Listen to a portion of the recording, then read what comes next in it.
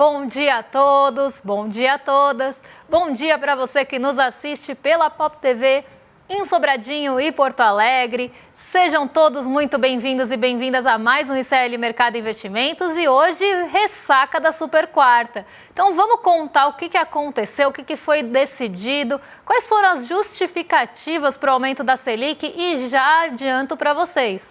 Nada novo sob o sol, muito copia e cola do mês passado, mas a gente vai discutir alguns pontos importantes dessa alta da Selic, como é que o Brasil fica posicionado ali nos rankings, né, de juros reais, de juros nominais, como é que isso está sendo visto também, né, em relação à projeção da inflação.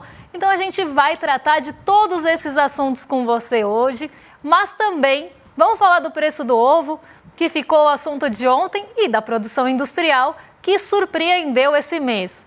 Antes de tudo isso, vamos passar pela nossa agenda, porque tem dado importante hoje na agenda e a gente vai contar para vocês aí o que vai acontecer durante o dia hoje. Hoje tem um monte de balanço saindo, então vamos dar uma olhada aqui na agenda para ver o que temos aí no dia de hoje. Então vamos lá.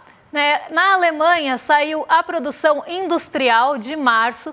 Então, também aí a divulgação dessa produção industrial do mês de março, assim como aqui, né? A gente está olhando para o mês de março lá e a gente começa a ter balanços corporativos. Como eu falei, hoje a agenda está recheada deles. Quem que já divulgou o resultado?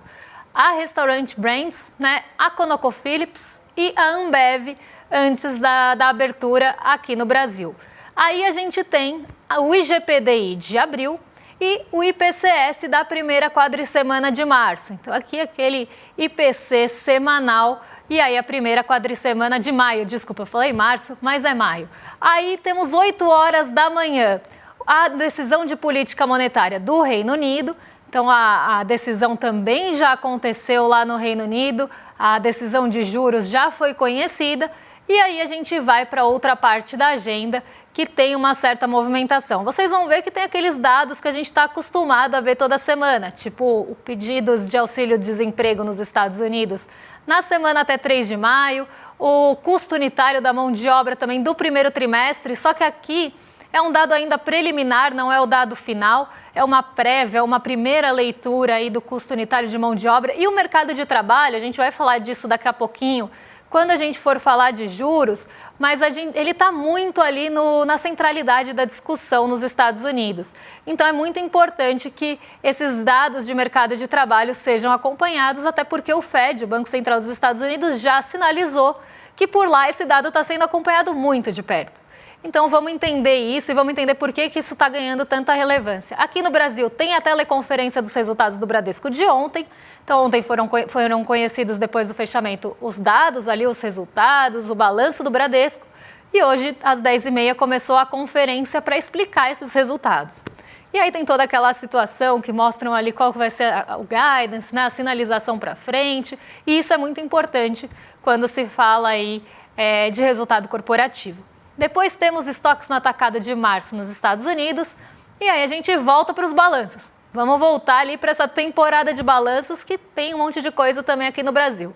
Na Itália saiu o balanço da Enel, mas a gente tem B3 aqui no Brasil depois do fechamento. Temos Itaú Unibanco aqui também, Localiza, Rumo, Suzano e depois a Bembev, eu não vou falar esse nome inteiro, que é conhecido como a Bembev lá na Bélgica. Na Holanda tem o balanço da ING e a gente tem, né, esses balanços, principalmente financeiros aqui no Brasil. Se a gente pegar Itaú Unibanco hoje, já teve Santander, o Bradesco ontem, eles estão concentrando bastante atenção, até porque todo mundo quer saber quanto mais o banco lucrou. Então, essa é a grande pergunta. Quanto cresceu o lucro do banco nesse trimestre?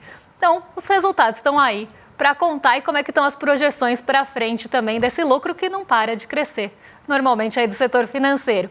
Agora, vamos lá para a redação, né? Além de tudo isso, vamos ver como é que fechou a Bolsa ontem, vamos entender quais foram os principais movimentos do mercado ontem, tanto aqui quanto fora, e o Diego já está a postos para responder para a gente por lá. Então, Diego, bom dia, como é que você está?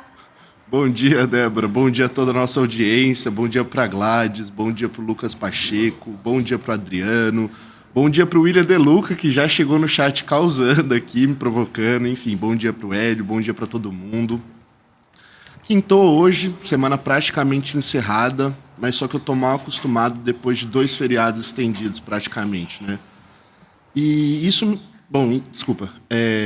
Ontem foi uma super quarta, decisão de política monetária tanto aqui no Brasil quanto nos Estados Unidos. E isso mexeu com a nossa bolsa. O cenário aqui no Brasil foi de estabilidade. O Ibovespa fechou o dia com uma leve baixa de 0,09%, aos 133.397,52 pontos. O indicador repercutiu o fato do Fed, o Banco Central estadunidense, ter mantido as taxas de juros inalteradas na banda de 4,25% e 4,50%. Isso principalmente porque existem muitas incertezas advindas da guerra tarifária deflagrada pelo presidente Laranjinha. Já no nosso Brasilzão, o IBGE, o Instituto Brasileiro de Geografia e Estatística, divulgou a PIM, a Pesquisa da Indústria Mensal. Como esse é um dos assuntos de hoje, eu não vou dar nenhum spoiler aqui e vou atiçar a curiosidade da nossa audiência para vocês ficarem até o final do programa. Mas, como eu mencionei o tema indústria, vou falar do desempenho dos nossos pesos pesados da Bolsa. A Petrobras teve um desempenho misto no dia, sem uma direção muito clara, só que a Vale, por outro lado, registrou uma leve queda. Por sua vez, o dólar registrou a terceira alta consecutiva. A moeda subiu 0,62%, cotada a R$ 5,75. No exterior, o clima foi bem diferente. Os investidores estavam bem animadinhos no dia de ontem, especificamente nas bolsas de Nova York. O Dow Jones subiu 0,70%, o S&P 500 valorizou 0,43% e o Nasdaq também fechou no campo positivo, subindo 0,27%. Débora? Vamos lá, vamos explicar, né, o que aconteceu nesse movimento de bolsa, por que o exterior ficou tão animado e a gente ficou praticamente andando de lado de novo. Nossa bolsa, de novo, teve aquele andar ali muito tímido, né? Nada novo ali, nada muito expressivo. Então, esse andar mais manso, né? Uma bolsa mais morna de novo. Por quê? Né? A gente teve essa disparidade entre as bolsas. Bom, os Estados Unidos reagiram às falas, né? A coletiva, na verdade, do Jeremy Powell.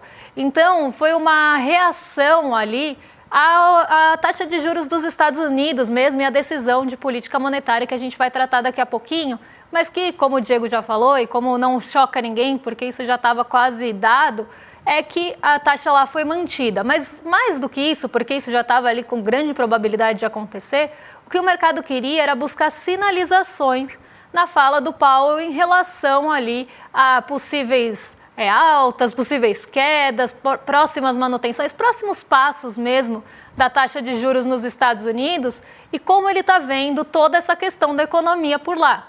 Então, o Jeremy Powell, eu vou até já entrar nesse assunto das taxas de juros então, porque já é o nosso próximo assunto e eu vou pegar de gancho isso para explicar para vocês. O Jeremy Powell, ele não falou em estagflação, ele não usou essa palavra, né? Estagflação, ela significa um ritmo mais lento da economia com alta de preços, ou uma desaceleração da economia, uma estagnação da economia com a alta de preços junto. Então, Jeremy Powell em nenhum momento usou a palavra estagflação. Mas ele começou a falar que sim, a alta de preços com uma desaceleração da economia dos Estados Unidos preocupa e é uma preocupação global também. Outra coisa que ele falou é que ele não vai sair do Fed, porque foi perguntado, né, e todo mundo esperava que ele falasse disso, da relação dele com Donald Trump, que está ali um pouco estremecida. Donald Trump chegou a falar, né, que ele sairia do Fed, chegou a alfinetar o Fed falando que ele entende mais de juros do que o próprio Banco Central dos Estados Unidos. E Jeremy Powell falou, não vou sentar para conversar com o Trump, o Banco Central daqui é independente e ele não vai ali mexer na direção do Banco Central, principalmente na presidência, e que ele não tem pretensão de sair. Isso também deu uma acalmada ali no ânimo dos investidores que não querem essa interferência ou ainda mais, né, que tenha essa relação estremecida sendo colocada ali em pauta. Então isso foi como se Powell tivesse colocado uma pedra no assunto e não falou aí muita coisa além disso. E além de tudo isso que ele falou, né, da estagflação, ele falou ali também do Trump, ele acabou passando também no assunto dos próximos passos, né, dos Estados Unidos. Então ele falou que não vai ter mudança tão cedo, né, que não tem ainda um motivo para diminuir a taxa de juros lá, como o Donald Trump queria. Ele já queria que começasse a ter queda nos juros, mas o Powell falou não, ainda não. Vamos acompanhar os dados, vamos acompanhar principalmente o mercado de trabalho e a inflação, e por isso que eu falei que esses dados devem ganhar mais relevância agora, porque tem essa preocupação. Inclusive tem uma preocupação, ele falou que ainda não dá para saber qual que vai ser a prioridade. Qual dos dois fantasmas está assustando mais e qual que vai ser a prioridade ali do Banco Central na condução da política monetária. Se vai ser a inflação ou se vai ser o mercado de trabalho, porque os dois vêm aí trazendo uma preocupação grande, uma possível desaceleração no mercado de trabalho e uma possível alta de preços. E isso traria, né, ou reforçaria aquele cenário da estagflação. Então, ele não colocou uma prioridade em nenhum dos dois, mas disse que vai acompanhar os dois de perto para tomar as próximas decisões. Então, não deixou uma sinalização clara, não deixou uma sinalização já dada, mas que a possibilidade ou a probabilidade maior é de manutenção dos juros por mais tempo no patamar que se está antes de começar a cortar os juros. E que antes de começar a cortar juros ou tomar qualquer decisão diferente da manutenção, os dados vão ser estudados muito de perto. Então teve uma resposta a Trump, como se esperava, foi ali abordado, ainda que superficialmente, o assunto da estagflação e do mercado de trabalho e inflação. Então, esses foram os principais aspectos da fala do Jerome Powell. E como não teve nada muito fora do esperado, os mercados reagiram bem à fala, principalmente dele colocando aquela pedra no assunto com o Trump, que vinha preocupando muitos investidores. Então, o mercado por lá reagiu melhor. E aqui a gente não teve essa reação, né? O mercado aqui estava muito cauteloso, o mercado brasileiro, o mercado de risco principalmente, esperando o Copom. Então ninguém quis se posicionar antes da decisão de política monetária, até porque era esperado uma alta nos juros e isso afeta o apetite pelo risco. Quanto maior os juros no Brasil, menor o apetite pelo risco. Então a gente teve esse siri de novo aqui no Brasil, nossa bolsa sem movimentos muito bruscos e mantendo ali a mesma faixa de pontos. Agora vamos ver como é que ficou a decisão de política monetária, já que a gente está nesse assunto, né? Como é que está o Brasil em relação ao mundo, como é que foi a trajetória, não sei se a gente tem o gráfico da trajetória dos juros, se não tiver tudo bem, porque aqui a gente teve alta nos juros em 0,5, né, meio ponto percentual, então a gente sai daquela Selic de 14,25 para 14,75, um patamar bastante elevado de juros, e isso leva o Brasil para a terceira maior taxa de juros real de novo. Então a gente continua no pódio, a gente está sempre brigando ali com a Rússia e com a Turquia, e eu sempre chamo atenção para esse ponto. Por quê? Vamos ver aqui nos juros reais, nominais e inflação projetada, até para a gente entender a relação entre eles. Na Turquia, a gente tem uma inflação projetada de 32,16%. Então, se espera que nos próximos 12 meses a inflação lá vai ser 32,16%. A taxa de juros nominal, que seria a nossa Selic ali em 14,75%, a taxa de juros do país é 46%. E lá eles têm uma inflação projetada altíssima. A Turquia ela vem enfrentando esse problema há bastante tempo. E aí você tem, né, o desconto de um pelo outro, que não é uma subtração, é uma divisão, é um outro cálculo que a gente faz para chegar nos juros reais, que é a taxa nominal descontada a projeção de inflação. E isso leva a Turquia a 10,47%. Agora vamos lá. A inflação projetada da Turquia é 32%. E você tem uma taxa real de 10% lá. No Brasil, a inflação projetada é 5,61%. E a nossa taxa de juros real é 8,65%. Na Rússia, você tem uma inflação projetada de 10,84%, uma taxa de juros nominal de 21%, e aí nem tanto pela expectativa alta de inflação, mas também por todos os aspectos que estão envolvendo a Rússia agora na geopolítica mundial. Então, ela tem uma série de sanções, você não consegue facilmente colocar o seu dinheiro na Rússia. Então, ela traz riscos na dívida que são diferentes dos riscos dos outros países, porque ela está em meio a um conflito.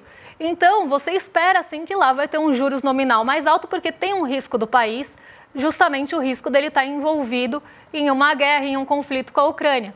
Então, a taxa de juros lá, apesar de tudo isso, né, apesar de uma inflação inclusive mais alta, de ser uma taxa nominal alta, a taxa real descontando a inflação é 9%. E a nossa, né, 9,17, e a nossa é 8,65. Aí eu falo, um país com inflação projetada de 32, com taxa real de 10, um país que está no meio de um conflito, com inflação projetada de 10,84, com um juros real de 9,17, que risco país o Brasil tem, que o mercado tanto vê, que risco fiscal, que risco país é esse, que faz com que a gente tenha a terceira maior taxa de juros real do mundo? Que risco é esse que está sendo visto pelo mercado financeiro e pelo Copom também, para jogar a taxa de juros real nesse nível?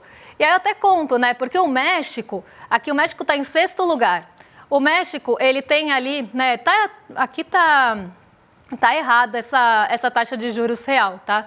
Essa taxa de juros aqui tá errada, porque a inflação projetada lá é 4% e a taxa de juros nominal é 9%. Então, pode desconsiderar que não é 9,5% lá, tá? Então, tá trocado aqui a taxa de juros real com a nominal, no caso mexicano. Aqui pode desconsiderar isso. Mas no caso do México, a taxa de juros é menor do que a do Brasil, até porque se ele não estaria em sexto lugar se a taxa fosse maior, certo? Então, desconsidere isso aqui que eu vou pegar o número certo para vocês, porque esse aqui está errado e é melhor tirar até da tela. Então, vamos lá. O que justifica, né? O Brasil ele tem uma proximidade ali com algumas questões no México. E aí, o que justificaria, né? E essa pergunta eu uso o México de exemplo, porque um aluno mexicano uma vez trouxe essa dúvida em aula. Por que a taxa de juros aqui do Brasil é tão alta se a projeção de inflação não é tão alta? Né? Ele ficou chocado quando ele soube qual que era a Selic do Brasil em relação à realidade dele, que é a realidade mexicana. Então, só para vocês terem aqui, tá? A taxa de juros real do México é 4,43 e a taxa de juros real da Colômbia, que também estava errada, é 4,68, tá? Então, o que faz com que o Brasil tenha quase o dobro, né, mais que o dobro da taxa de juros real do México? Você até tem algumas condições um pouco parecidas. E aí, quando perguntaram, né, no grupo de alunos, quanto vocês acham que é a taxa nominal do Brasil? Ele chutou uma coisa parecida com a do México, tipo 9%, né, 9,5%. E quando ele descobriu que era 14%, ele ficou chocado, porque o que faz com que a taxa vá para esse patamar? E eu respondo para vocês, é uma pressão vinda de principalmente mercado financeiro e agentes financeiros, que são aqueles mesmos que negociam os juros futuros e que são os mesmos que respondem o Focus.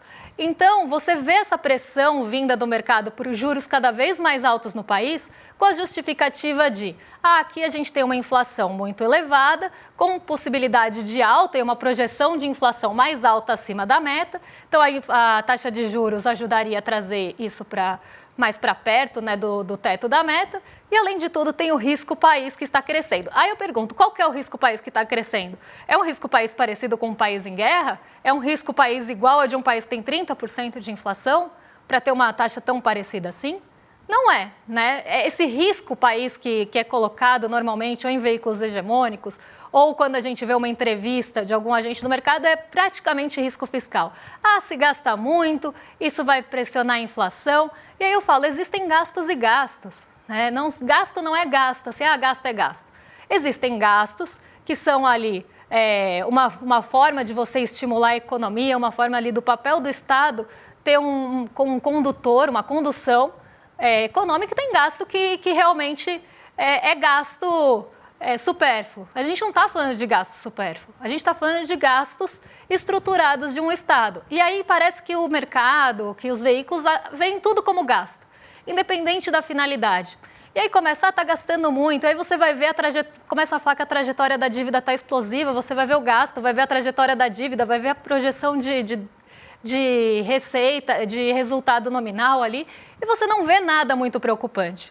Mas o mercado continua usando essas armas, né, essas palavras, as expectativas estão desancoradas, coisa que apareceu aí no comunicado do Copom, para continuar forçando, continuar fazendo com que a Selic fique nesse patamar mais elevado. E como existe uma pressão vinda do mercado financeiro, como existe uma pressão vinda do mercado de juros, o Banco Central acaba cedendo a essa pressão.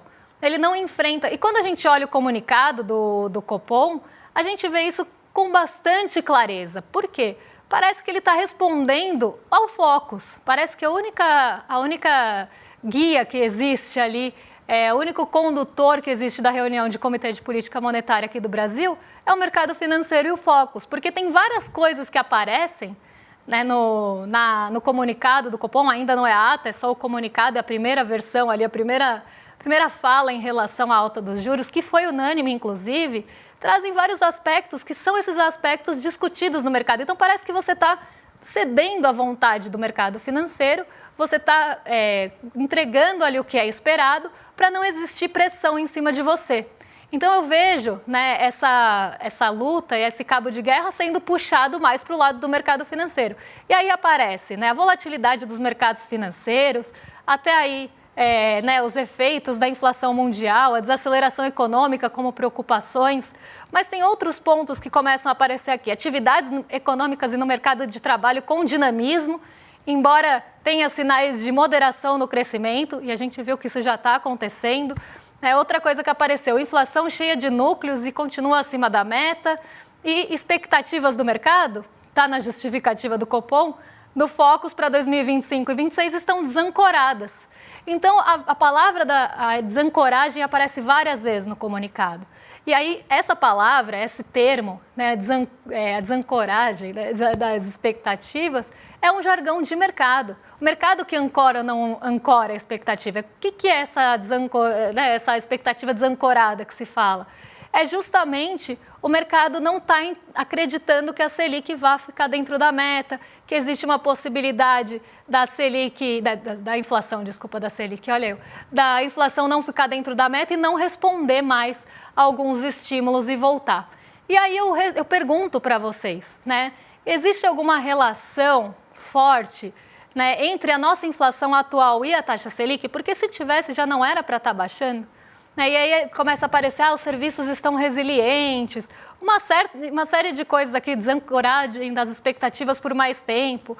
E aí uma coisa que até faz sentido é a taxa, o real desvalorizado e o câmbio depreciado aqui no Brasil, porque uma taxa mais alta, obviamente, vai trazer recurso especulativo para cá e vai baixar o dólar. Isso vai ter um efeito no IPCA, vai ter um efeito na inflação? Vai, residual, não é 100%, eu sempre falo isso, não é integral, mas pode sim ter um efeito residual. Só que a gente tem grande parte ali de movimentos da inflação vindas de cenário internacional, vindas de mercado externo de commodities, vindas de oferta global e suprimentos. Então, aumentar a Selic, a gente vai falar do ovo daqui a pouquinho, não vai resolver o problema do ovo, não vai resolver o problema do café, nem vai resolver o problema da carne. Vai o quê? Desacelerar serviços, vai deixar as pessoas com renda menor e as pessoas vão ter cada vez menos poder de consumo, porque vão ter renda menor e não é porque caiu o poder de compra. E aí você vai desacelerando a economia para baixar uma parte dos preços. Mas outra parte vai continuar respondendo aos fatores que já estão respondendo e que a Selic não tem nada a ver com isso. Então eu jogo lá para o Diego da redação. Diego, tem dúvida? O que apareceu por aí? Pintou alguma coisa? Essa audiência está muito mais participativa do que antes, né? E a galera está, assim, repudiando com força essa nova elevação da taxa Selic. Agora, pintou uma dúvida ontem que eu achei muito oportuna trazer ela hoje. O Pacheco, da nossa audiência, estava acompanhando o programa ontem, que a gente estava falando sobre cartão de crédito, e hoje a gente está falando de juros, ele está questionando, né? Tem alguma forma correta da gente usar o cartão de crédito com os juros abusivos do rotativo do cartão e ainda mais tendo em conta essa nova elevação da taxa Selic? Débora? Vamos lá, né? Existe uma forma de você usar o cartão uma forma mais correta. Não existe correta, incorreta, mas existe uma forma que não vai te prejudicar, que é não usar o cartão de crédito como extensão da renda. O cartão de crédito não é uma extensão da renda. Muita gente pensa, eu ganho 5 mil, eu tenho 7 mil de limite no cartão, então eu ganho 12. Né? E aí começa a usar o cartão como se fosse uma extensão dessa renda. Não pode fazer isso, porque provavelmente, se você tiver esse comportamento, você vai se endividar, não vai conseguir pagar a fatura integralmente e vai ter que pagar rotativo, vai ter que pagar parcelamento do cartão e isso acaba virando uma bola de neve, as parcelas vão se somando, os parcelamentos de cartão vão se somando. Então, a forma mais correta é usar como uma possibilidade ali de parcelamento de uma compra sem juros, né, para possibilitar esse parcelamento de um valor mais alto, que a gente sabe que aqui no Brasil, uma geladeira ninguém compra à vista, então você parcela ali, mas dentro da sua renda. nunca usar como uma extensão, usar como um auxiliar ali para parcelar, mas também tem que tomar muito cuidado porque parcela somando, vira parcelona, né? Aquela história, gastei tanto no aplicativo de carro, aí depois gastei só um pouquinho, era sempre R$8 e de repente virou 800. Então, as parcelas também têm essa característica, é só uma parcelinha de 20, é só uma parcelinha de R$100. Quando você vê, você soma as parcelas e perde o controle. Então, você tem que ter controle do cartão e ele tem que ser usado dentro da sua renda sempre, nunca como uma extensão. Porque a gente tem que lembrar que cartão de crédito está no nome, é crédito. Se você não pagar, tem juros. Então, tem que ser usado dessa forma. E se usado ali corretamente, né, entre 1000 aspas, dentro da possibilidade da renda, provavelmente você não vai se endividar e você pode até ter tirar algumas vantagens do cartão. Uns pontinhos que viram cashback, uns pontinhos que você consegue abater na fatura ou pegar alguma coisa. Enfim, né, você consegue usar algumas facilidades do cartão, o próprio parcelamento, né, que não existe parcelamento sem juros, mas hoje o desconto à vista normalmente é muito baixo perto da Selic. Então, fica ali uma comparação desigual. Então, usar com parcimônia e sempre dentro da renda. E agora eu vou puxar o último assunto que vai dar para falar hoje, que é o ovo, e tem muito a ver com o que a gente estava falando até agora da Selic, porque o ovo teve queda de preço finalmente. E eu tinha falado para vocês que tinha uma certa sazonalidade no ovo ligada à quaresma. E muita gente falou, nossa, Débora, é sério isso? Existe sim essa sazonalidade. Eu vou colocar um gráfico aqui para vocês de 2 anos de preços de ovos, de comportamento de preços de ovos. E olha que interessante aqui, entre fevereiro e março, aqui a gente tem várias grandes, né, várias regiões granjeiras do Brasil. Entre fevereiro e março, olha como sempre tem essa alta. Então, janeiro estava baixo, fevereiro e março tem uma alta aqui. Né? Então, vocês veem essa alta acontecendo, mas não como aconteceu aqui em fevereiro e março desse ano. O que fevereiro e março desse ano teve, deixa eu tirar aqui para vocês conseguirem ver, de tão específico para fazer o ovo subir tanto? Tem a função quaresma ali, né? Tem essa variável da quaresma, porque ovos acabam sendo substitutos na quaresma, um substituto normalmente até mais barato da proteína, então ele é usado ali nesse período para as pessoas continuarem comendo uma proteína. E aí, pessoas católicas, né, que não comem carne, obviamente. E isso faz diferença, por incrível que pareça, a gente vê essa sazonalidade. Só que a quaresma, como eu falei, tem todo ano. Então, o que teve nesse ano? Um calor um pouco mais forte, e eu já expliquei para vocês que as galinhas sofrem de estresse térmico, e o estresse térmico é um pesadelo na granja, porque para você evitar o estresse térmico, que pode inclusive matar a galinha, ela começa produzindo menos ovo. Mas dependendo do calor, ela pode morrer, porque a galinha não sua, a galinha não tem ali uma possibilidade de, né, dissipar esse calor. Então, precisa de todo um sistema de ventilação. Então, a granja já precisa estar muito preparada para isso.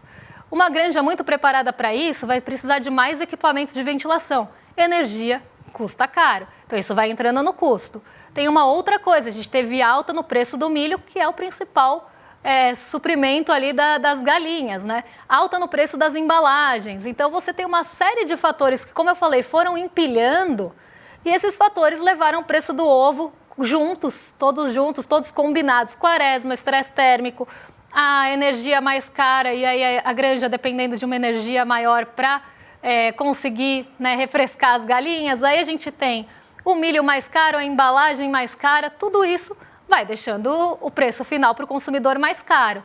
E aí a gente vê que começa a ter uma queda, né, principalmente aí em abril. E agora em maio uma queda mais acentuada. Por quê? Primeiro a quaresma passou. Então a gente já não tem mais esse efeito tão grande no mês de maio. E no mês de abril aí, em certa parte também não. E aí o que a gente tem também? Né? Essa volatilidade de outros preços internacionais que também acabam mexendo com o preço principalmente da ração. Mas aqui o que eu queria mostrar é que esse comportamento ele acontece todo ano, mas esse ano foi muito mais acentuado porque os fatores foram empilhados. E agora a queda também vai ser um pouco mais forte do que a gente está vendo no ano passado, porque também a gente vai ter nossa, gente, me fugiu a palavra aqui.